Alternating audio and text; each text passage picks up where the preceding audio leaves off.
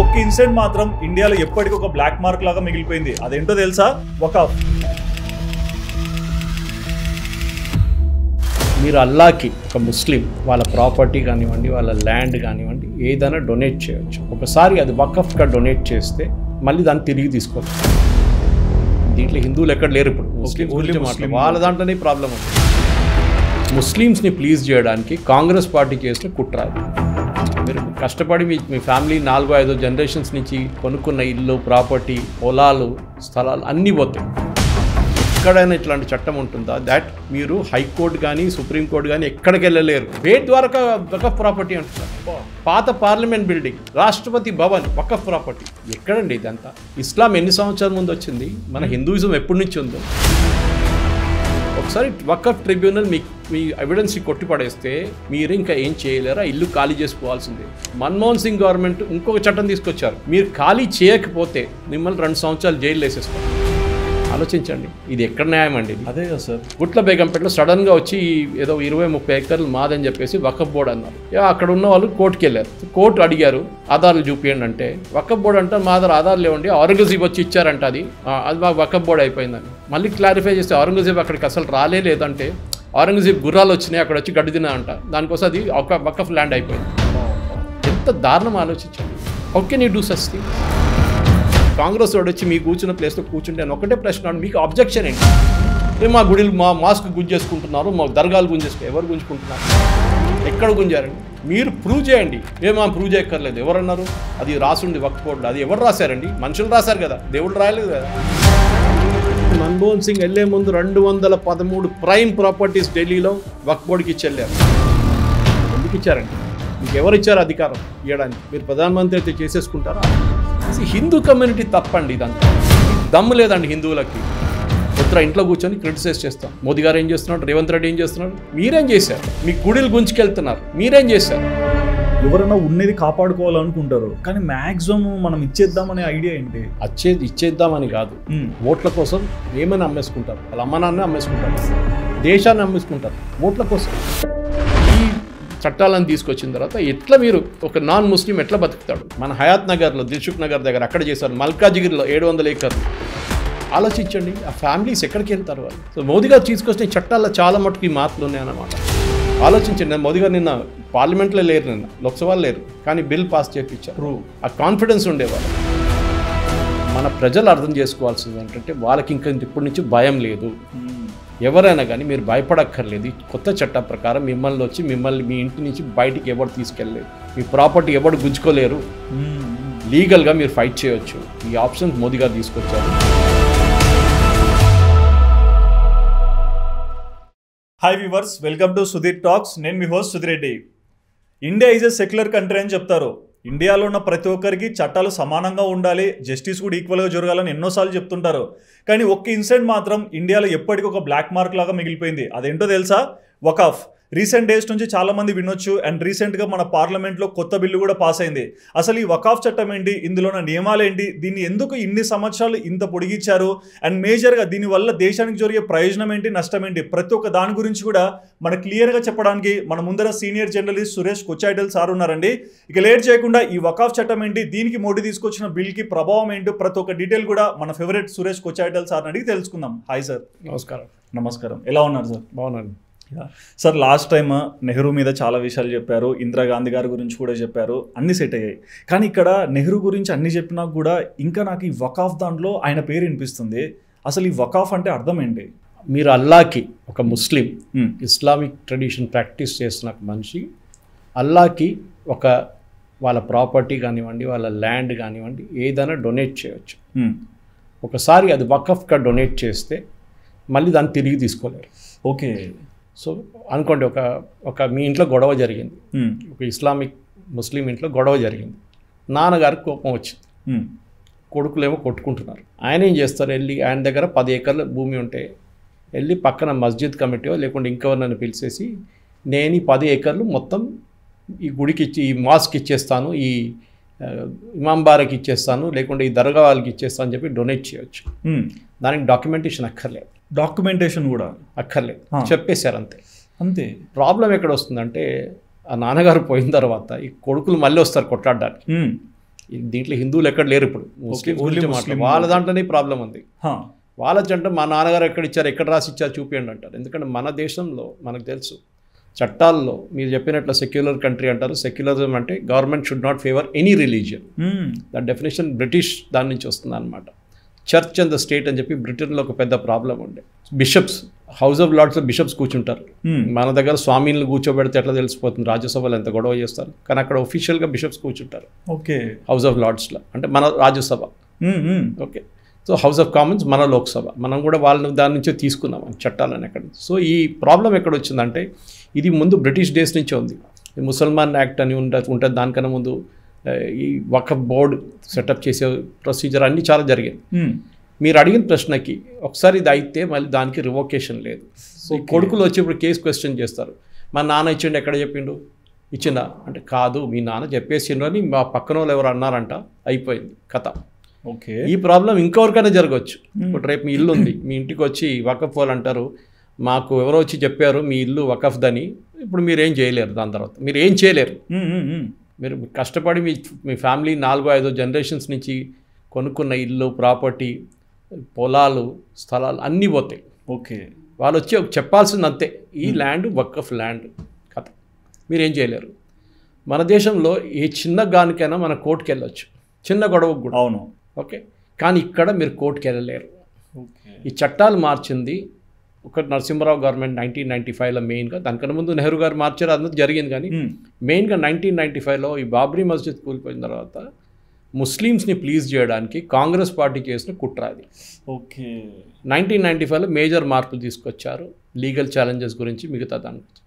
2013లో election ఓడిపోతా అని తెలిసిన Manmohan Singh government వాళ్ళు కొత్త చట్టం తీసుకొచ్చారు 2013లో. 2014లో 45 రోజులు ఇంకా ఎలక్షన్కి డేట్ ముందు ఢిల్లీలో ఉన్న 232 పెద్ద properties including government properties, archaeological survey of India properties మొత్తం మన్మోహన్ సింగ్ గవర్నమెంట్ వకఫ్ అని చెప్పి డిక్లేర్ చేసేసారు. అంటే దీనికి సపోర్ట్గా అన్ని పార్టీస్ ఉన్నాయా, కేవలం కొన్ని పార్టీసే ఉన్నాయా? ఎవరెవరికి ముస్లిమ్స్ ఓటు కావాలో వాళ్ళందరూ ఉంటారు ఒకవైపు.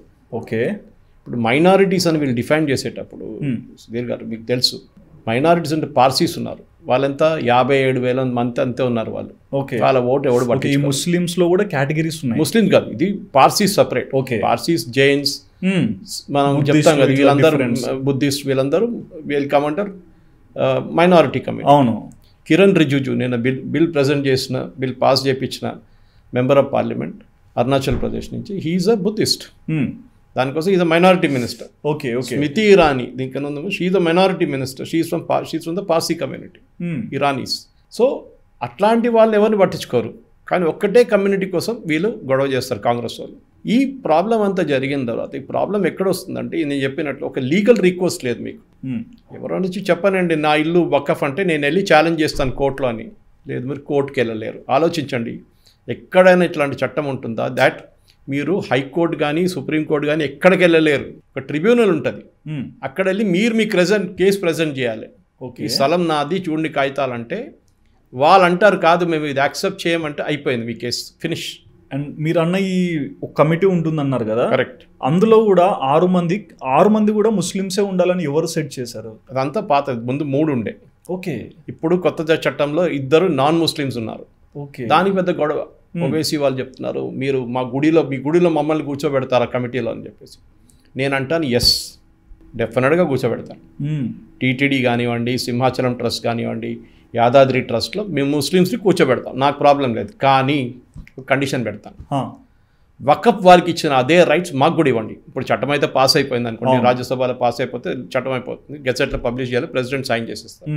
కానీ పాత సిస్టమ్ తీసుకుంది ఒక 6 నెలల ముందు, ఎగ్జాక్ట్లీ మాకు కూడా అదే రైట్స్ ఇవ్వండి గుడి వాళ్ళకి. మేము వెళ్ళి రేపు మీ ఓల్డ్ సిటీలో ఈ చార్మినార్ మాదని చెప్పేసి ఇది టెంపుల్ ప్రాపర్టీ అని మేము చెప్పేస్తాం, అయిపోతుంది. మేము ప్రూఫ్ ప్రొవైడ్ చేయక్కర్లేదు కదా. అవును, అదెందుకు చేయట్లేదండి? మీ ఒక్క కమ్యూనిటీకి ఎందుకు ఇదంతా? బేట్ ద్వారకా గుజరాత్లో లార్డ్ కృష్ణతో ఉన్న బేట్ ద్వారకా వకఫ్ ప్రాపర్టీ అంటున్నారు. పాత పార్లమెంట్ బిల్డింగ్ మనది, ఇది వకఫ్ ప్రాపర్టీ. రాష్ట్రపతి భవన్ వకఫ్ ప్రాపర్టీ. ఎక్కడండి ఇదంతా? ఇస్లాం ఎన్ని సంవత్సరాల ముందు వచ్చింది? మన హిందూయిజం ఎప్పటి నుంచి ఉందో? తమిళనాడు మీకు గుర్తుంటుందో కేసు వచ్చింది ఒకటి. అవును, ఒక విలేజ్లో ఒక ఆయన ప్రాపర్టీ ట్యాక్స్ కట్టడానికి వెళ్తే అప్పుడు తెలిసిందంట అది కాదు, ఈ విలేజ్ అంతా వకఫ్ ప్రాపర్టీ అంట. అక్కడేమో 3000 సంవత్సరాల పాత గుడి ఉందంట. అవును, ఇస్లాం ఎప్పుడు వచ్చింది? 2000 సంవత్సరాలు కూడా కాలేదు. మళ్ళీ ఎట్లాంటిది జరిగింది? సో ది క్వశ్చన్ అక్కడ కాదు. ఈ క్వశ్చన్ ఎక్కడ వస్తుందంటే మీకు ఒక లీగల్ రిక్వెస్ట్ ఉండాలి దేనికైనా. మీరు చిన్న కొట్లాడ జరుగుతూ మీరు కోర్టుకి వెళ్ళి కోర్టులో జడ్జి చూస్తారు, ఈ కాగితం చూస్తారు, సరే ఇది కరెక్ట్ అని చెప్తారు. ఇక్కడ ఆ ప్రొవిజనే లేదు. ఒకసారి వకఫ్ ట్రిబ్యునల్ మీ ఎవిడెన్స్ని కొట్టిపడేస్తే మీరు ఇంకా ఏం చేయలేరా, ఇల్లు ఖాళీ చేసుకోవాల్సిందే. మన్మోహన్ సింగ్ గవర్నమెంట్ ఇంకొక చట్టం తీసుకొచ్చారు. మీరు ఖాళీ చేయకపోతే మిమ్మల్ని 2 సంవత్సరాలు జైలు వేసేస్తారు. వా, ఆలోచించండి, ఇది ఎక్కడ న్యాయం అండి? ఇది అదే కదా సార్. ఇదే కరెక్ట్ చేస్తున్న దానికి ఇంత గొడవ చేస్తున్నారు వీళ్ళు, కాంగ్రెస్ వాళ్ళు, సమాజ్వాదీ పార్టీ వాళ్ళు, కమ్యూనిస్ట్ వాళ్ళు, వీళ్ళందరూ కలిసి. ఎందుకండి? హిందువులు ఎందుకు పట్టించుకోవట్లేదు మీరు? మా ప్రాపర్టీ మేము ఎందుకు ఇవ్వాలి? మీరు వకఫ్ అనిపోతే అయిపోతుందా? మీరు లీగల్ రిక్వెస్ట్ ఛాలెంజ్ ఇవ్వండి, చెప్పండి, మేము కోర్టుకి వెళ్తాం. మేము ఇప్పుడు తీసుకొచ్చిన కొన్ని చట్టాలు కొన్ని అదే మేజర్ మార్పులు తీసుకొచ్చారన్నమాట. I can explain to you. ఎందుకంటే దీంట్లో చాలా మటుకు ఈ corrections original waqf by user అంటారు. ఇది అంటే ఒకసారి వచ్చి ఒక ఆయన వకఫ్ ప్రాపర్టీ అని చెప్పేస్తే బై యూజర్ తీసుకుంటారు, దానికి డాక్యుమెంటేషన్ అక్కర్లేదు. ఓకే, ఒరిజినల్ అమెండ్మెంట్లో అది ఉండే ఇప్పుడు చేస్తుంది. కానీ ఈ చంద్రబాబు నాయుడు వాళ్ళు కానీ నితీష్ కుమార్ కొంచెం గొడవ చేస్తే దాన్ని రీటైన్ చేసుకున్నారు. ఎందుకంటే లీగల్ ప్రాబ్లం వస్తుంది. 500 సంవత్సరాల ఒక మాస్క్ ఉందనుకోండి, ఆ మాస్క్ది ఇప్పుడు వచ్చి కొత్త చట్టం ప్రకారం అది బై యూజర్ కాదు, మీరు ప్రూఫ్ చూపించాలంటే 500 సంవత్సరాలు వెనకకి తిరిగి వాళ్ళ ప్రూఫ్ తీసుకురావాలి, కాగితం తీసుకురావాలి. మాస్క్ వాళ్ళు, వకఫ్ వాళ్ళు తీసుకురాలేరు వాళ్ళు.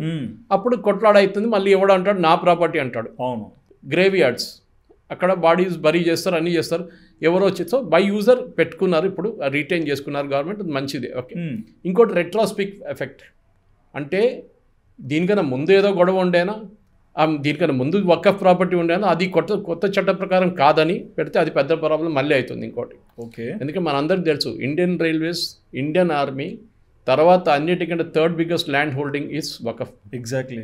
ఇస్లాం ఇండియాలో ఎప్పుడు వచ్చింది? దానికన్నా ముందు హిందువులు ఉన్నారు. మా ఇంటి దగ్గర కేరళలో మా విలేజ్ కరువన్నూర్, త్రిశూర్ డిస్ట్రిక్ట్లో, అక్కడి నుంచి 6 కిలోమీటర్ దూరంలో there is a very famous temple call Koodal Manikyam. Bharata Vishnu ఫామ్లో ఉన్నారు. There is only Bharata temple in India. చాలా పెద్ద టెంపుల్. ఓకే, వాళ్ళకు ఒక టైంలో అప్పుడున్న రాజువులు ఇచ్చిన ల్యాండ్ కలిపితే 75,000 హెక్టార్ల ల్యాండ్ ఉండే, భూమి ఉండే. ఎందుకంటే ఈ భూమి ఆదాయం మీద గుడి నడుస్తుంది, రెవెన్యూ స్ట్రీమ్ మీద. 75,000 హెక్టార్లు ఉంటే ఇవాళ 200 ఏకర్లు కూడా లేవు. 75,000 నుంచి కొట్టేశారు మొత్తం.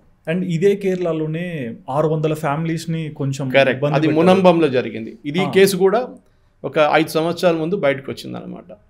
ఇక్కడ ఎవరో ప్రాపర్టీ ట్యాక్స్ కట్టడానికి వెళ్తే ఈ ప్రాపర్టీ ట్యాక్స్ తీసుకోము వకఫ్ బోర్డు చెప్పారంట. అది చూడండి, వకఫ్ బోర్డు వచ్చి ఇండివిజువల్స్కి చెప్పట్లేదు, రిజిస్ట్రార్ ఆఫీసర్లు చెప్తున్నారు ఈ ల్యాండ్ అంతా మాది, ఎవడైనా ప్రాపర్టీ ట్యాక్స్ కట్టడానికి వస్తే రేపు వాడికి నో అని చెప్పేసేయండి అని చెప్పేసి. ఓకే, ఆయన షాక్ అయిపోయారు. అక్కడ ఉండేది అందరూ ఈ ఫిషింగ్ కమ్యూనిటీ వాళ్ళు, లాటిన్ క్రిస్టియన్స్, ఎన్నో సంవత్సరాల నుంచి ఉన్నారు అక్కడ. దాని హిస్టరీ తీసుకుంటే ఇంకా చాలా ఇంట్రెస్టింగ్. మార్తాండ వర్మ, ట్రావెంకోర్ మహారాజా, ఒక ముస్లింకి లీజ్లో ఇచ్చాడు ల్యాండ్. ఆ లీజ్లో ఇచ్చిన ల్యాండ్ ఆయన ఏం చేశాడంటే, ఈ మార్తాండ వర్మ అంతా పోయిన తర్వాత India became a democratic country, ఈ రాయల్టీ అంతా పోయిన తర్వాత అతను ఏం చేశారు, ఫరూక్ కాలేజ్ అని చెప్పి కాలికెట్లో కాలేజ్ ఉందన్నమాట. ఈ ల్యాండ్ ఏమో ఉండేది మునంబం అని ఒక చిన్న ఐలాండ్ లాగా ఉంటుంది కొచ్చిన్ దగ్గర. కాలికెట్ ఏమో అనదర్ 300 కిలోమీటర్స్ దూరంలో ఉంది. ఆ ఫరూక్ కాలేజ్కి, ముస్లిం కాలేజ్కి డొనేట్ చేశారు ఈ ల్యాండ్ అంతా. డొనేషన్, లీజ్ తీసుకున్న ల్యాండ్ డొనేట్ చేశారు. అదే కదా సార్, రిజిస్టర్ చేసుకున్నారు. మా వాళ్ళు ఏ ప్రాబ్లం లేదు కదా, ఫరూక్ కాలేజ్కి ఇస్తున్నారు మీరు, ఈయనేమో ముస్లిము, ఇచ్చేశారు. ఫరూక్ కాలేజ్ వాళ్ళు ఏం చేశారంటే ఆ ల్యాండ్ అక్కడున్న ఫిషింగ్ కమ్యూనిటీ వాళ్ళు చాలామంది ఆల్రెడీ ల్యాండ్ మీద ఉన్నారు, వాళ్ళు ఉన్నారు చాలా సంవత్సరాల నుంచి, 2, 3, 4 జనరేషన్స్ నుంచి ఉన్నారు. వాళ్ళకి అమ్మేసుకున్నారు, పీస్గా అమ్మేసుకున్నారు. ఆల్మోస్ట్ నేను అనుకుంటా బహుశా ఒక 20-30 ఏకర్లు ఉన్నాయి అది ల్యాండ్. అమ్మేసుకున్నారు వాళ్ళు. కాలేజ్ వాళ్ళు డబ్బులు తీసుకున్నారు. That college is financially very powerful today. కానీ 5-10 సంవత్సరాల ముందు వకఫ్ బోర్డు వాళ్ళు వచ్చి ఈ ల్యాండ్ మాది అని చెప్పేశారు. ఈ ల్యాండ్ మాది, వీళ్ళేం చేయలేకపోతున్నారు. అప్పుడు క్రిస్టియన్ అసోసియేషన్స్ కానీ బిషప్స్ కానీ వాళ్ళు దిగారు. వాళ్ళు చెప్పారు ఇది మా ల్యాండ్, మా వాళ్ళు డబ్బులు పెట్టి కొనుక్కున్న ల్యాండ్, మొత్తం పేపర్ వర్క్ ఉంది, ఎన్కంబరెన్స్ సర్టిఫికేట్ ఉంది, ప్రాపర్టీ ట్యాక్స్ కట్టాము, రిజిస్ట్రేషన్ ఆఫీస్లో రిజిస్టర్ చేయించాము, మళ్ళీ ఇప్పుడు ఎట్లా, సారీ అది వకఫ్ లా. ఒకసారి వాళ్ళు వచ్చి చెప్పారంటే మీరు ఏం చేయలేరు, ఛాలెంజ్ కూడా చేయలేరు. ఛాలెంజ్ మ్యాక్స్ ఎక్కడ చేస్తారు, వకఫ్ ట్రిబ్యునల్లో చేస్తారు. ట్రిబ్యునల్ ఎవరు, ఇదే మనుషులు ట్రిబ్యునల్లో కూర్చున్నారు. యూజువలీ పొలిటికల్ అపాయింటీస్ ఉంటారు. ఇప్పుడు కమ్యూనిస్ట్ వాళ్ళు ఉంటే కమ్యూనిస్ట్ వాళ్ళు ఎక్కిచ్చేస్తారు, వాళ్ళు కాంగ్రెస్ వాళ్ళు రాగానే కాంగ్రెస్ వాళ్ళని ఎక్కిచ్చేస్తారు దాంట్లో కమిటీలో.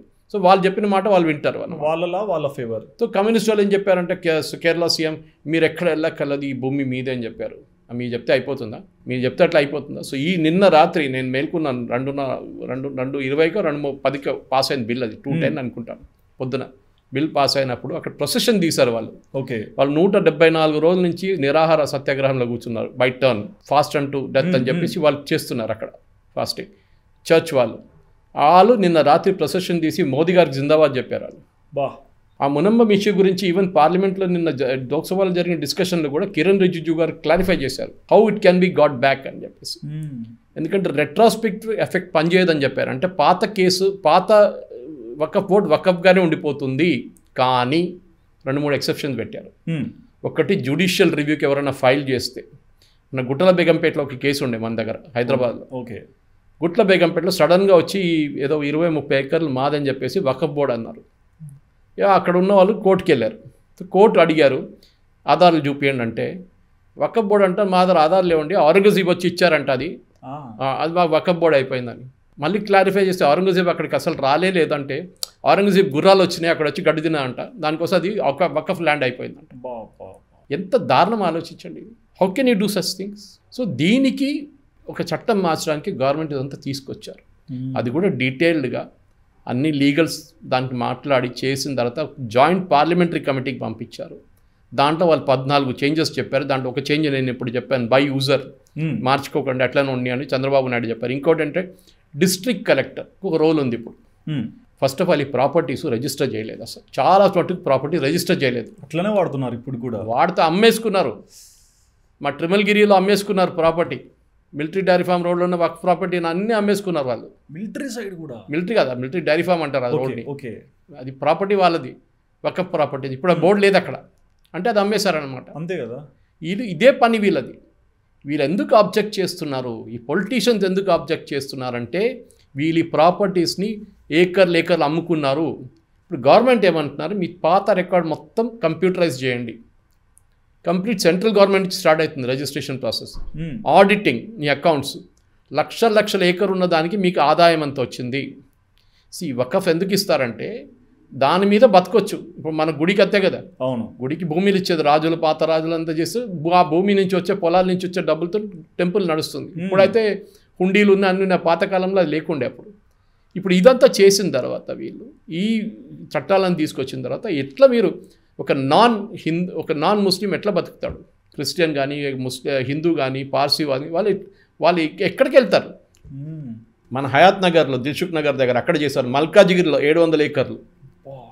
ఆలోచించండి, ఆ ఫ్యామిలీస్ ఎక్కడికి వెళ్తారు వాళ్ళు? సో మోదీ గారు తీసుకొచ్చిన చట్టాల్లో చాలా మటుకు ఈ మార్పులు ఉన్నాయన్నమాట. ఒకటి, జ్యుడిషియల్ రివ్యూ, అంటే మీరు ట్రిబ్యునల్కి వెళ్ళొచ్చు ఫస్ట్, దట్స్ నార్మల్ ప్రొసీజర్. కానీ దాని తర్వాత మీకు లేకుండే, ఈ మన్మోహన్ సింగ్ నరసింహారావు కలిసి చేసిన పని అది.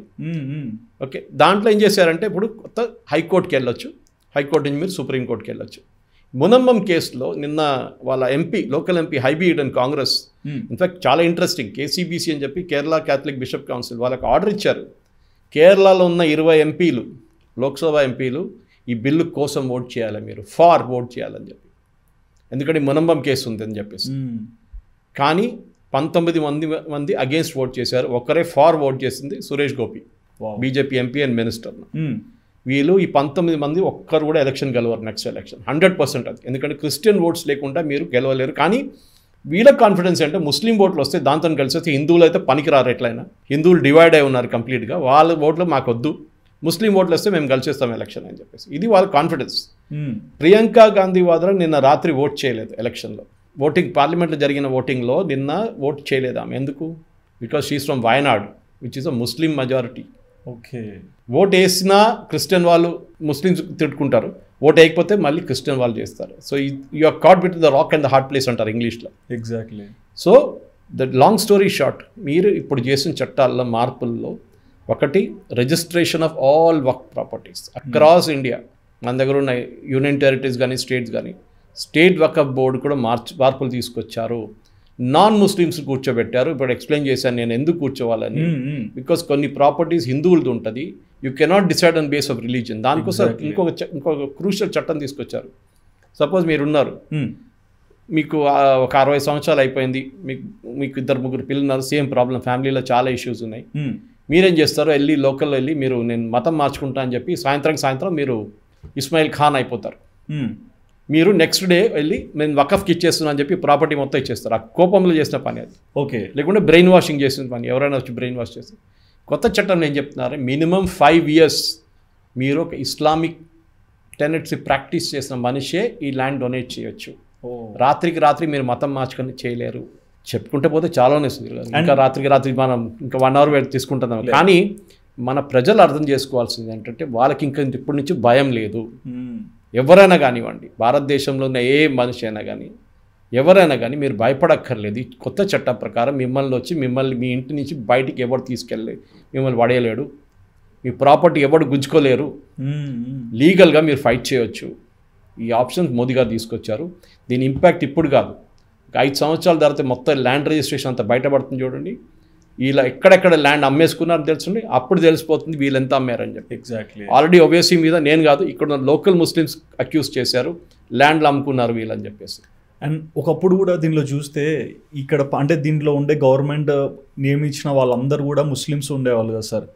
వాళ్ళు కూడా జీతాలంతా గవర్నమెంట్ ఇస్తుంది, కానీ ఈ చట్టం ఏదైతే పెట్టుకొని ఈ ఫౌండేషన్ ఏదైతే రన్ చేస్తున్నారో వకాఫ్ అనేది, దీనిలో వచ్చే ఒక్క డబ్బు కూడా గవర్నమెంట్కి ఇవ్వరంట కదా. అది కరెక్ట్. అది ఇప్పుడు కూడా కాదు, చాలా పాత. ఇప్పుడు ముతావలి అంటే వాళ్ళ ప్రాపర్టీ చూసుకున్న మనిషి అన్నమాట. చాలా కేసెస్లో ముతావలీస్ ఆఫ్ టర్న్ కరప్ట్. వాళ్ళకి శాలరీ కూడా గవర్నమెంట్ ఇస్తారు. ముజ్జే అని చెప్పి మస్జిద్లోనే వాళ్ళకి శాలరీస్ ఇవ్వడం అంటే ఏమంటారు, మేము పురోహితులకి డబ్బులు ఇస్తున్నాం కదా, వీళ్ళకి కూడా ఇవ్వచ్చు కదా అంటారు. మౌల్వీస్కి ఇస్తారు డబ్బులు, బట్ ఇక్కడ ట్యాక్స్ తీసుకోరు కదా. అది కదా, మన గుడి నుంచి హుండీ డబ్బుల నుంచి 33% గుంజుకెళ్తారు ఆడిట్ ఫీ అని చెప్పి. ఏం ఆడిట్ అండి? నేను దానికోసం చిలుకూరు బాలాజీ డాక్టర్ రంగరాజుని మెచ్చుకుంటాను. ఆయన చేసిన పని చూడాలి. హుండీ వద్దన్నారు ఆయన. ఎవ్వడు రావట్లేదు గుడి పక్కనకి, ఎవడు ఎండోమెంట్స్ ఆఫీస్ నుంచి, లేకుంటే డైలీ వచ్చి కూర్చుంటుండే అక్కడ గుంజుకోవడానికి గుడి. ఇది వీళ్ళ ప్రాబ్లం అన్నమాట. సో ఈ చట్టం ప్రకారం అందరికీ ఒకటే చట్టం. మీరు దేశంలో ఉన్న ఒకరు 4 పెళ్ళిళ్ళు చేసుకోలేరు, ఒక పెళ్ళి కాదు, అందరికీ ఒకటే. అది యూనిఫామ్ సివిల్ కోడ్. అది నెక్స్ట్ మోదీ గవర్నమెంట్ అన్ని మేజర్ ఐటమ్స్ టిక్ ఆఫ్ చేసుకున్నాండి. రామ్ జన్మభూమి, ఆర్టికల్ 370, ట్రిపుల్ తలాక్, ఇదన్నీ చేసుకున్న తర్వాత ఇప్పుడు వచ్చింది వకఫ్. నెక్స్ట్ మిగిలిపోయింది ఒకటి uniform civil code and 1 nation 1 vote. కానీ పొలిటికల్ ఉన్నది uniform civil code. Uniform civil code కూడా సుప్రీంకోర్టు ఎన్నోసార్లు చెప్పారు, బాబోయ్ మా దగ్గర లక్షల కేసు వాడు ఉన్నాయి, మీరు ఏమైనా చేయండి, మీరు ఒక యూనిఫామ్ సివిల్ కోడ్ తీసుకురండి. ముస్లిం అమ్మాయిలకి వాళ్ళ ప్రాపర్టీలో స్టేక్ లేదు, ఇస్తే కూడా 1/3 ఆఫ్ ఏదో ఒక దాంట్లో చిన్న ముక్క ఇస్తారు వాళ్ళకి. ఎందుకండి? అందరికి ఒకటే ఉండాలి. ఇప్పుడు I come from the Nair Menon community కేరళలో. మా దాంట్లో Nair Menon community matrilineal system అంటే మా అమ్మగారు వైపు నుంచి మా వారసత్వం ఉంటుంది. అమ్మాయి పుడితే మా దాంట్లో పెద్ద సెలబ్రేషన్. కోచాట్లు అనేది సురేష్ కోచాట్లు మా మదర్స్ హౌస్ నేమ్, మా అమ్మగారి ఇంటి పేరు. ఓకే, మా అమ్మగారు చాలా ఇంపార్టెన్స్. అమ్మ అంటే చాలా ఇంపార్టెన్స్ అక్కడ. లేడీకి నుంచి కంటిన్యూ మ్యాట్రిలీనియల్ సిస్టమ్ ఇప్పుడు నుంచి చాలా సంవత్సరాల నుంచి అది ఉంది, 200-300 సంవత్సరాల నుంచి. దాంతోనే కేరళలో literacy among women is very high. అప్పటి నుంచి చాలా సంవత్సరాల నుంచి. అప్పుడు రాజులు ఉన్నారు, ఇప్పుడు కమ్యూనిస్ట్ వాళ్ళు కాదు, కాంగ్రెస్ వాళ్ళు కాదు, అప్పటి నుంచి రాజా మహారాజాలు ఉన్నప్పటి నుంచి. కానీ అక్కడ కూడా ప్రాపర్టీ డివిజన్ అమ్మాయిలకి వెళ్తుండే మొత్తం ప్రాపర్టీ. ఆలోచించండి, అబ్బాయిలకి ఏం రాదు, అమ్మాయిలకి ఇస్తారు ప్రాపర్టీ అంతా. కానీ అది కూడా మారింది, అక్కడ కూడా మారింది. చట్టాలు మారలేదు కానీ అమ్మాయిలు కూడా ఇప్పుడు అందరూ వాళ్ళ బ్రదర్స్తో డివైడ్ చేసుకుంటారు ప్రాపర్టీ, అమ్మ నాన్న పోయిన తర్వాత. సేమ్ థింగ్ కావాలండి. క్రిస్టియన్స్లో జరగలేదు అది. క్రిస్టియన్స్లో మేరీ రాయ్, మన అరుంధతి రాయ్ వాళ్ళ మదర్ కోటయంలో ఉండే, ఆమె టీచర్గా ఉండే అక్కడ. She went to supreme court and fought the case and got equal rights. నేనేం చెప్తున్నానంటే మీరు చట్టాలు ఉంటే అందరికి ఒకటే చట్టం ఉండాలండి. కాదు మాది షరియా, మేము షరియా ప్రకారం ఉంటా అంటే సరే అండి, షరియా ఫాలో చేద్దాం, నో ప్రాబ్లం. పనిష్మెంట్లో కూడా షరియా పెట్టుకుందాం. చేతులు కోయాలి, కాలు కోసేసేయాలి, లేకుండా తల తీసేసేయాలి, ఇదంతా షరియాలో ఉంది కదా. మళ్ళీ అప్పుడు వచ్చినవంటారు కాదు కదా, అప్పుడు బిఎన్ఎస్ కావాలి, ఐపీసీ కావాలంటారు. ఎందుకంటే అది ఒకటే, you have the same rule for everybody. Land rule ఒకటే, వకఫ్ రూల్ అంటే ఏంటి, ఎందుకు ఈ చేసిన కుట్రకి కాంగ్రెస్ వాళ్ళు జవాబు చెప్పాల్సింది. ఎందుకంటే ఇప్పుడు చూడండి, ఈ ట్రిబ్యునల్ కూడా ఇప్పుడు కొత్త చట్టంలో ఏం చేస్తారు, దీనికన్నా ముందు పొలిటికల్ అపాయింటీస్ ఉంటుండే. నేను చెప్పినాను చూడండి, కాంగ్రెస్ వాళ్ళు అంటే కాంగ్రెస్ వాళ్ళు చంచాలను ఎక్కించుకుంటారు వాళ్ళు ముస్లిమ్స్ని. ఇప్పుడు ఒక డిస్ట్రిక్ట్ జడ్జ్ కూర్చుంటారు ట్రిబ్యునల్లో. ఓకే, సీనియర్ లీగల్ ఆఫీసర్ ఒకరు కూర్చుంటారు, ఇంకోటి ఇస్లామిక్ ఎక్స్పర్ట్ ఒకరు కూర్చుంటారు. సో వీళ్ళు ముగ్గురు కలిసి ట్రిబ్యునల్లో ఫస్ట్ డిసైడ్ చేస్తారు. ఎవరైనా వచ్చి అంటారు, సార్ వీళ్ళు వచ్చి మా ల్యాండ్ మాదన్నారు, మేము ఎన్నో మాకు ఒక 300 సంవత్సరాల నుంచి మీ ప్రాపర్టీ మాది, మా ముత్తాతలు వాళ్ళ దగ్గర నుంచి మాకు వచ్చిన ప్రాపర్టీ ఇది. ఇప్పుడు వక్ఫోలు వచ్చి మా ల్యాండ్ అంటున్నారు సార్, ఏం సార్ అని చెప్పి కాగితాలని చూపిస్తారు. ముందు ఈ పొలిటికల్ అపాయింటీస్ ఏం చేస్తారు, త్వర అంటారు. ఇప్పుడు డిస్ట్రిక్ట్ జడ్జ్ ఉన్నప్పుడు సీరియస్గా ఉంటుంది, ఎందుకంటే దీని తర్వాత లీగల్ ఛాలెంజ్ వస్తుంది నెక్స్ట్ హైకోర్టుకి. హైకోర్టు అడుగుతారు, ఏమైనా కాగితం చూడలేదంటారు. కాగితం 2 సార్లు చూపించాలి. ఇప్పుడు వక్ఫ్ వాళ్ళు కూడా కంపల్సరీగా కాగితం చూపించాలి. ఇప్పుడు రిట్రాస్పెక్ట్ ఎఫెక్ట్ మర్చిపోండి, పాత కేసులు ఏం చేయలేము దాన్ని. కానీ అక్కడ కూడా చిన్న సెక్షన్ తీసుకొచ్చారు, లీగల్ డిస్ప్యూట్ ఉన్న ప్రాపర్టీస్కి it can go back and search and have challenge, legal challenge. ఇప్పుడు దాకా కేసులు నడుస్తున్న దానికి మీరు హైకోర్టుకి వెళ్ళొచ్చు, సుప్రీంకోర్టుకి వెళ్ళొచ్చు. రెండవది, ఈ ప్రాపర్టీ గవర్నమెంట్ ప్రాపర్టీ మీద మీరు వచ్చి వక్ఫ్ అని కూర్చున్నారనుకోండి, తీసేసి పాడేశారు పక్కన, no waqf for government property. మూడోది, Archaeological survey of India properties, ఎందుకంటే చాలా మటుకు దీంట్లో దర్గాలు, పెద్ద పెద్ద మాస్కులు అన్ని పాత చాలా ఆర్కియలాజికల్ సర్వే ఆఫ్ ప్రాపర్టీ అదన్నీ. ఈవెన్ ఔరంగజేబ్ గ్రేవ్ మనం దౌలతాబాద్ ఫోర్ట్ దగ్గర అక్కడ చూసాం మనం ఔరంగాబాద్లో. ఇప్పుడు చాంద్ మీద పెద్ద గొడవ నడుస్తుంది కదా షాబా సినిమా వచ్చిన తర్వాత. That is an archaeological survey of India site. Okay, so దాన్ని వక్ఫ్ బోర్డు కాదు. If it is archaeological survey, no Waqf board, అక్కడ ఫినిష్ అవుట్. సో ఈ 3 మేజర్ పాయింట్స్ అక్కడ మార్పులు తీసుకొచ్చారు. ఒకటి లీగల్ ఛాలెంజ్ గురించి చాలా ఇంపార్టెంట్. మునంబంలో అదే చెప్పి చాలామంది కాంగ్రెస్ వాళ్ళు వచ్చి నవ్వారు నిన్న. రిజుజీ మీరే అన్నారు రిట్రోస్పెక్టివ్ ఎఫెక్ట్ ఉండదు, పాత కేసులు అంతే ఉండిపోతుంది, ఎక్కడుంది అక్కడే ఉంటుంది, కొత్త దానికే చట్టాలన్నీ ఇది బాదు. కరెక్ట్, కానీ if there is a legal challenge definitely that can be challenged. అది చాలా ఇంపార్టెంట్ అన్నమాట. సో దానికి ఐ థింక్ ఈ మన దగ్గర ఉన్న ప్రజలు ఒకసారి ఆలోచించి, ఎందుకంటే కేరళలో చాలా పెద్ద మార్పు వస్తుంది దీంతో. క్రిస్టియన్ కమ్యూనిటీకి మోదీ గారి మీద ఉన్న ఒక అప్రిసియేషన్, ఒపీనియన్ చాలా మటుకు మారింది. ఇప్పుడు ఆలోచించండి, మోదీ గారు నిన్న పార్లమెంట్లో లేరు, నిన్న లోక్సభలో లేరు, కానీ బిల్ పాస్ చేయించారు. ఆ కాన్ఫిడెన్స్ ఉండే వాళ్ళకి. సో ఇది ఏంటంటే ఒక correcting a historical wrong. Exactly. And దాన్ని వీళ్ళు ఎందుకు నాకు అడగాల్సిన ఇంకేం లేదు. ఒక కాంగ్రెస్ వాడు వచ్చి మీ కూర్చున్న ప్లేస్లో కూర్చుంటే అని ఒకటే ప్రశ్న, మీకు అబ్జెక్షన్ ఏంటి?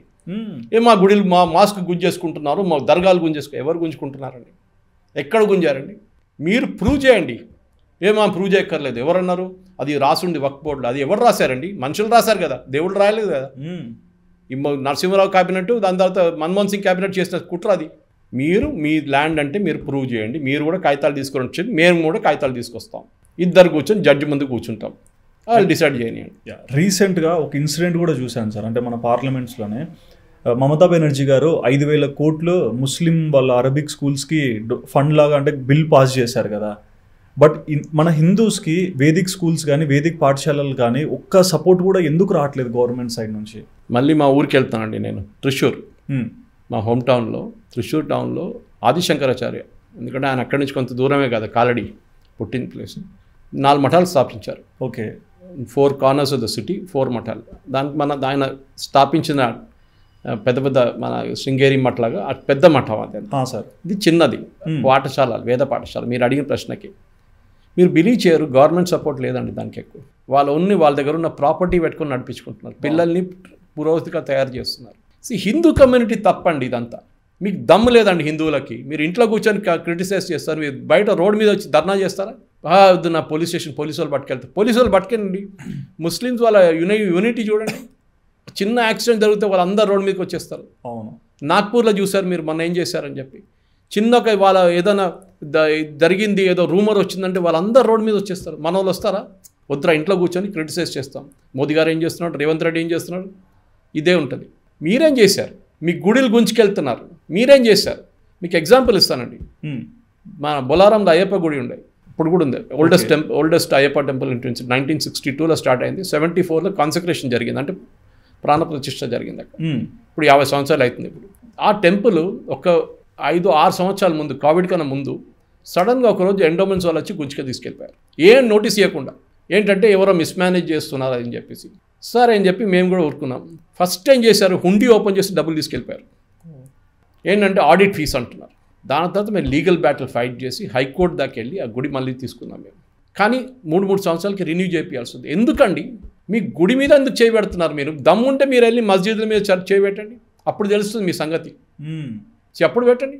కాదు, వాళ్ళంతా ఇండిపెండెంట్, మైనారిటీస్కి రైట్స్ ఉంటుంది, మాకు కూడా రైట్స్ ఉందండి, మెజారిటీ కూడా రైట్స్ ఉంది. ఇది వీళ్ళు అర్థం చేసుకోవాలి. ఈ వకఫ్ బిల్ డిబేట్ చేస్తే దాంట్లో చాలా చిన్న చిన్న పాయింట్స్ ఉంటుంది. కానీ ఆ పాయింట్స్ ఇంపాక్ట్ ఇప్పుడు కాదు తెలిసేది. మీకు వచ్చే ఒక సంవత్సరం చెప్పాను చూడండి, సంవత్సరం 2 సంవత్సరాలు దాని ఇంపాక్ట్ తెలుసు. ఎన్ని కేసులు బయటపడతాయి చూడండి. ఇప్పుడు రిజిస్ట్రేషన్ డిజిటైజ్ చేయమన్నారు రికార్డ్స్ అన్ని, కంప్లీట్లీ ఒక పోర్టల్లో ఎంటర్ చేయాలి డీటెయిల్స్ అన్ని, ఒక్కొక్క ప్రాపర్టీ ఎంత. ఫర్ ఎగ్జాంపుల్ మీకు ఇస్తాను, నిన్న నేను కూడా నా ఫేస్బుక్లో పోస్ట్ చేశాను దీని గురించి. ఎంత ప్రాపర్టీస్ ఎక్కడ ఉన్నాయండి. తమిళనాడులో 75,000 ప్రాపర్టీస్ ఉన్నాయి, వకఫ్ ప్రాపర్టీస్. ఈ వకఫ్ ప్రాపర్టీస్ అంటే ఏంటి, వీళ్ళు ఎక్కడి నుంచి తీసుకొస్తున్నారు, ఇది చాలా ఇంపార్టెంట్. నేను ఎగ్జాంపుల్ ఇస్తాను మీకు. ఇప్పుడు ఈ పాస్ చేసిన లాలో కూడా చాలా మటుకు మార్పులు ఎక్కడ తీసుకొచ్చారు అనేది కూడా ఉంది. ఓకే, ఫర్ ఎగ్జాంపుల్ ఒకటి, several properties in India fall under waqf అని ఇంగ్లీష్లో చెప్పే, తెలుగులో నేను కొంచెం అక్కడక్కడ ట్రాన్స్లేట్ చేస్తాను.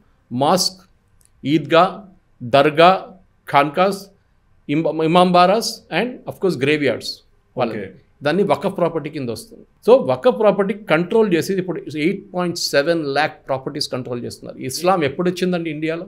ఆల్మోస్ట్ 9 లక్షల ప్రాపర్టీస్ వాళ్ళ చేతిలో ఉంది. హిందువులకు ఎంత ప్రాపర్టీ ఉందని చెప్పండి. ఇది టెంపుల్లో కానివ్వండి, మిగతా కానివ్వండి, ఈ ఎండోమెంట్స్ డిపార్ట్మెంట్ కింద ఎంత ఉంది చెప్పండి. వాళ్ళు పెద్ద గుడిలు ఎప్పుడు చేయబెట్టరు, పెద్ద గుడికే ఉంటారు వాళ్ళు. చిన్న గుడికి చేయబెడతారు ఎప్పుడైనా ఎండోమెంట్స్ వాళ్ళు వచ్చి? లేదు, మేము చూసుకుంటా అని చెప్తారా? 50 రూపాయలు కూడా రాని గుడులు ఉన్నాయి చాలా మటుకు మన దగ్గర. వస్తారు అక్కడ ఎవరు రాడు. So this is very important. So ఈ ప్రాపర్టీలో కూడా 8,72,328 ఇమ్మూవబుల్ అంటే పర్మనెంట్ బిల్డింగ్ వక్ఫ్ బోర్డు దగ్గర ఉంది. ఓకే, 8 లక్షలు. 16,713 మూవబుల్ ప్రాపర్టీస్, అంటే కారు ఉండొచ్చు, మిగతా ప్రాపర్టీస్ ఉండొచ్చు, movable properties. These are registered. ఇంకా చాలా మటుకు దీంట్లో రిజిస్టర్ చేయలేదు, అమ్ముకోవడానికి పక్కన పెట్టుకున్నారు వీళ్ళు. ఇప్పుడు చేయాల్సి వస్తుంది కంపల్సరీగా. నెక్స్ట్ ఇది వినండి, 3,56,000 వక్ఫ్ ఎస్టేట్స్ ఉన్నాయి. ఎస్టేట్స్ ఇప్పుడు కొత్త చట్టం ప్రకారం ట్రస్ట్ అని పెడతారు వీళ్ళు. ట్రస్ట్ పెట్టి ట్రస్ట్ కూడా వక్ఫ్ టేక్ ఓవర్ చేసుకుంటారు. కొత్త చట్టంలో తీసేశారు అది మోదీ గారు. Great. No, cannot be allowed అని. So the same thing. ఎందుకంటే ఈ 1995 లా నేను చెప్పాను, నరసింహారావు గారు తీసుకొచ్చిన దాంట్లో ఈ రెగ్యులేషన్ గురించి వక్ఫ్ ప్రాపర్టీస్లో చాలా మటుకు డిస్ప్యూట్స్ వచ్చింది. టైటిల్ డిస్ప్యూట్స్ అంటే ఎవరిది ప్రాపర్టీ అని. దాని మీద ఇల్లీగల్ ఆక్యుపేషన్ అంటే వక్ఫ్ వాళ్ళు ఏం చేస్తారంటే, ఈ కమిటీలో ఉన్న వాళ్ళు ఏం చేస్తారంటే, నా చుట్టాడు కదా, మా కజిన్ కదా, మా బ్రదర్ కదా, అరే నువ్వు వేసుకోరు అక్కడ, అది మేము కన్ను మూసుకుంటాం. ఓకే, మేము కేసు కూడా ఫైల్ చేయను మీ మీద. ఆడేం చేస్తాడు, దాంట్లో షెడ్లు వేసుకుంటాడు, రెంట్కి ఇచ్చుకుంటాడు, అన్నీ చేసుకుంటాడు. నేను ఈ ట్రిమల్గిరి మీకు చెప్పాను చూడండి ప్రాపర్టీ, అక్కడ ఆటోమొబైల్ షెడ్ వేసుకున్నారు వాళ్ళు ఎన్నో సంవత్సరాలు. నేను చూసాను, నేను వెళ్ళి అడిగాను, నేను బికాజ్ ఆమె జర్నలిస్ట్.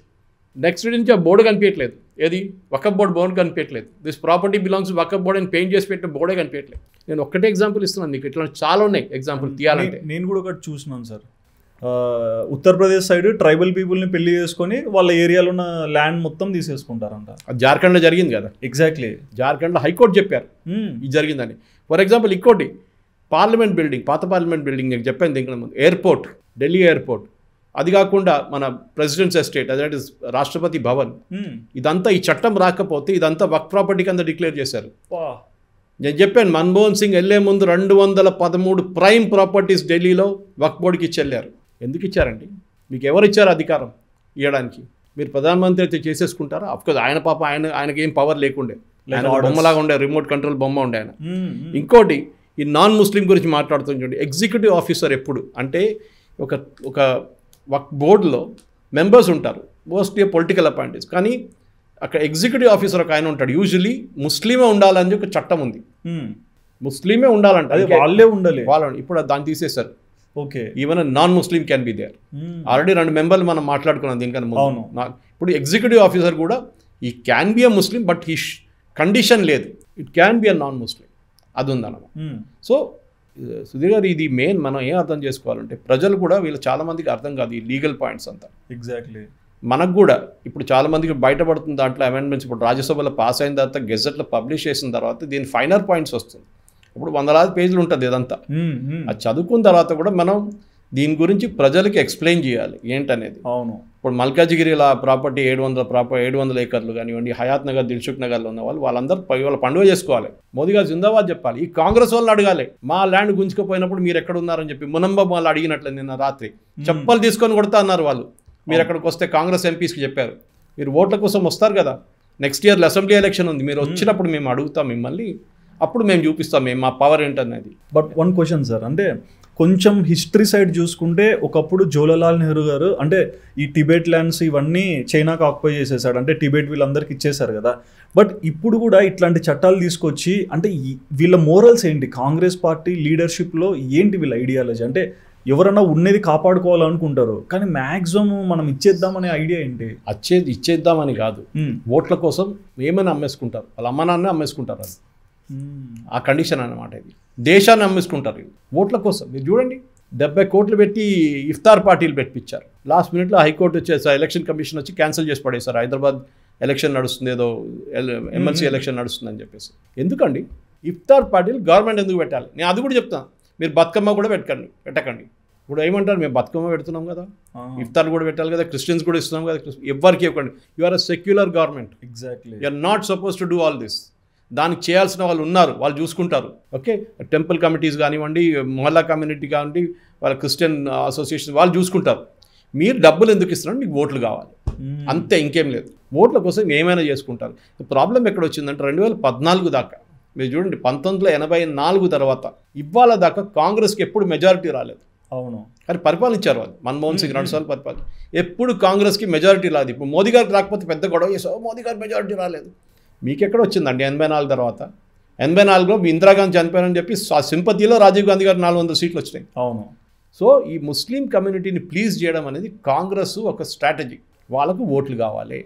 హిందువులు ఎట్లయినా డివైడ్ అయిపోతారు, ఓబీసీలు, ఎస్సీలు, ఎస్టీలు అని చెప్పి కొట్టుకుంటారు, వాళ్ళకి అదే కావాలి. దాని తర్వాత హిందువులు స్ప్లిట్ అయిపోతారు. ఇది తెలుసు కాంగ్రెస్ వాళ్ళకి, ఇది తెలుసు కమ్యూనిస్ట్కి. ముస్లిమ్స్ చూడండి ఓల్డ్ సిటీలో అందరు కన్సాలిడేట్ చేసి ఓటేస్తారు ఓవైసీ కోసం, ఒక్కరు కూడా అక్కడిక్కడ వెళ్ళారు. అవును, ఎంఐఎం పార్టీని కూడా మనం చూస్తాం. దీనికన్నా ముందు ఎంపీటీని తీసుకొచ్చారు, ఏమైంది ఆ పార్టీలన్నీ అన్ని గాయబ్ చేసేస్తారు కదా.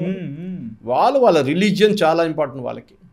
వాళ్ళ ఓవైసీ ఎక్కడేమంటాడు, ఎప్పుడు వాళ్ళ ఓటర్ దగ్గర ఆర్ఎస్ఎస్ వాళ్ళు వస్తున్నారు, బీజేపీ వాళ్ళు వస్తున్నారు, మిమ్మల్ని పాకిస్తాన్ పంపిస్తారు, నాకు ఓటేయండి, ఇదే కదా వాళ్ళ ఏడుపు ఎప్పుడు. సో వాళ్ళ స్ట్రాటజీ దాంట్లో నేను తప్పు పట్టలేను. వాళ్ళు చేస్తున్న వాళ్ళు చూసుకుంటున్నారు వాళ్ళ కమ్యూనిటీని. కానీ మీరేం చేస్తున్నారు హిందువుల్ని, ఎస్సీలు, ఎస్టీలు, బీసీలు, ఓబీసీలు, దాంట్లో మళ్ళీ క్లాసిఫికేషన్లు. అందుకని మీకు ఓట్లు కావాలి అంతే. మీరు డెవలప్మెంట్ చూస్తున్నారా? మీరు వాళ్ళ పైకి మీరు ఎక్కడ అక్కడ చట్టం దగ్గర పైకి ఎక్కడ తీసుకొచ్చారు? అంబేద్కర్ ఎన్విషన్ చేసిన కాన్స్టిట్యూషన్ కాదు అది. Ambedkar the most highly educated SC leaders, you can say Dalit leaders, highly educated, 2 PhDలు 3 PhDలు ఆయనకి. సో దట్ ఈస్ ఆ చట్టాన్ని మీరు తీసుకురావట్లేదు. మీరు ఎప్పుడు ఇది ఓవైసీ స్ట్రాటజీ కూడా అంతే. వాళ్ళని పేదోలుగా పెట్టుకోండి, అప్పుడు మీకు ఓటేస్తాడు. చదువుకున్నాడు ఓల్డ్ సిటీ నుంచి హైటెక్ సిటీకి వెళ్తాడు, అది. సో అది వెళ్ళనీయడు. వాళ్ళని పేదోలుగా పెట్టుకొని అక్కడే ఉంచుకుంటాడు, వాళ్ళు చదువు చెప్పాడు, దానికోసం వాళ్ళు పైకి రారు. సేమ్ స్ట్రాటజీ వీళ్ళది కూడా.